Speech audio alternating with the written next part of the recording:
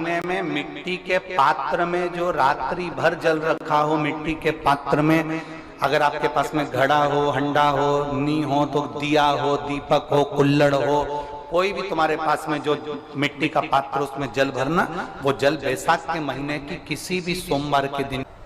या किसी प्रदोष के दिन या बैसाख महीने के शिवरात्रि के दिन वो मिट्टी के पात्र का जल अपने घर के प्रत्येक व्यक्ति का स्पर्श कराकर उस मिट्टी के पात्र के जल को तांबे के पात्र में डाल लीजिए और घर के प्रत्येक व्यक्ति का स्पर्श करा लीजिए और शंकर भगवान पर कुंडकेश्वर महादेव के नाम से समर्पित करिए। कभी जीवन में पीछे पलट कर देखने की जरूरत नहीं पड़ेगी। आप अगर असाध्य रोग, जैसे ऐसा रोग हो जो समाप्त नहीं हो रहा हो, कैंसर, किडनी, लीवर, या किसी का डायलिसिस चल रहा हो, या लीवर काम नहीं कर रहा हो, या शरीर की कोई हड्डी जुड़ नहीं रही हो, तो जो जल शिव जी को लोग चढ़ा रहे हैं वो जल को आचमन कर लेना। और आचमन शंकर भगवान की छोटी बेटी अशोक सुंदरी के नाम से करना, उसका आचमन केवल अशोक सुंदरी के नाम से। और शंकर भगवान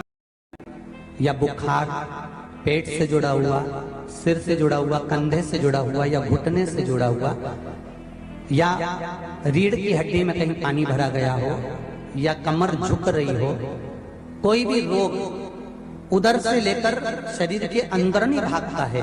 और वो बेकार हो रहा है। तो बैसाख का महीना चल रहा है राकेश देवी जी,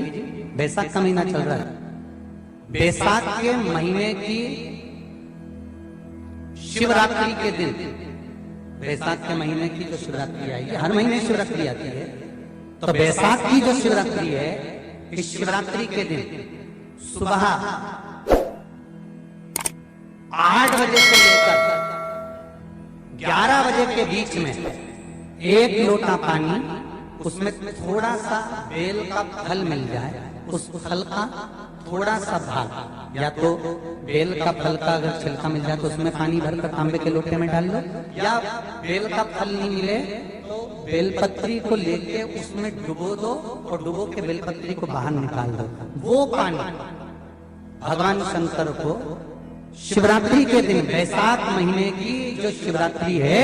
बैसाख के महीने में प्रत्येक महीने शिवरात्रि आती है, बैसाख के महीने की शिवरात्रि के दिन सुबह 8 बजे से लेकर 11 बजे के बीच में शंकर भगवान को अपना रोग और बीमारी का बोलकर शंकर भगवान को जल समर्पित कर आ जाओ। बाबा पर विश्वास रखकर चढ़ाना, धीरे धीरे ठीक हो जाओ। शिव कभी आप लोग लाइव दर्शन करते हो महाकाल के, तो महाकाल के दर्शन करेंगे तो बैसाख महीने में 5-5 घड़े मिट्टी के महाकाल राजा के ऊपर बांध दिए जाते हैं जल चढ़ाने के लिए। कभी आप लोग चकलेश्वर महादेव जाए मथुरा वृंदावन में, गिरिराज जी की परिक्रमा, चकलेश्वर महादेव पे 5-5 मिट्टी के घड़े शिव जी के ऊपर बांध दिए जाते हैं। कभी काशी जाएं तो वहां पर मिट्टी का घड़ा शिव जी के ऊपर रख दिया जाता है। क्यों? क्योंकि वो मिट्टी के पात्र का जल जब बैसाख के महीने में शिव पर गिरता है तो जो उस जल को समर्पित करता है वो रोग से मुक्त हो जाता है। बड़ी बीमारी पात्र में लेकर एक बेलपत्र का छोटा सा भाग उसमें छुआया हुआ, और फिर निवेदन कर रहा हूं, अगर बेलपत्र उस दिन नहीं मिले तो पात्र लेकर चले जाना मंदिर में। मंदिर में शंकर जी पे तो बेलपत्र चढ़ी होगी ना,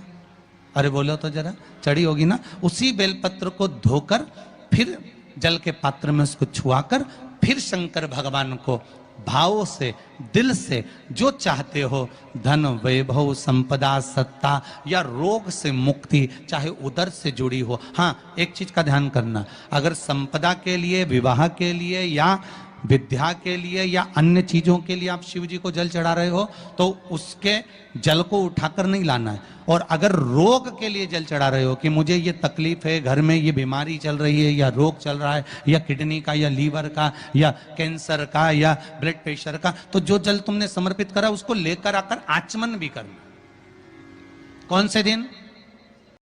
मिलन होता है? शंकर पार्वती जब एक दूसरे के सम्मुख में होते हैं, शिव और पार्वती जब एक दूसरे के सामने अपने बच्चों के कारण एक दूसरे के सम्मुख में आते हैं तो उनके चेहरे पर प्रसन्नता का भाव आ जाता। फल मनवांचित फल की कामना, आप जिस कामना के लिए कर रहे हो, विवाह के लिए, नौकरी के लिए, सर्विस के लिए, व्यापार के लिए, रोग मुक्ति के लिए, आप जिस कामना से कर रहे हो, ईश्वर महादेव, जो व्यक्ति पथ भ्रष्ट हो जाए, जैसे मदिरा के नशे में पड़ गया, कहीं जुए में पड़ गया, कहीं मांसाहार में पड़ गया, कहीं व्यसन में पड़ गया, कहीं गलत काम में अगर कोई जा रहा है, तो श्रम्भेश्वर महादेव के नाम से काली तिल भगवान शिव को समर्पित करी जाती है।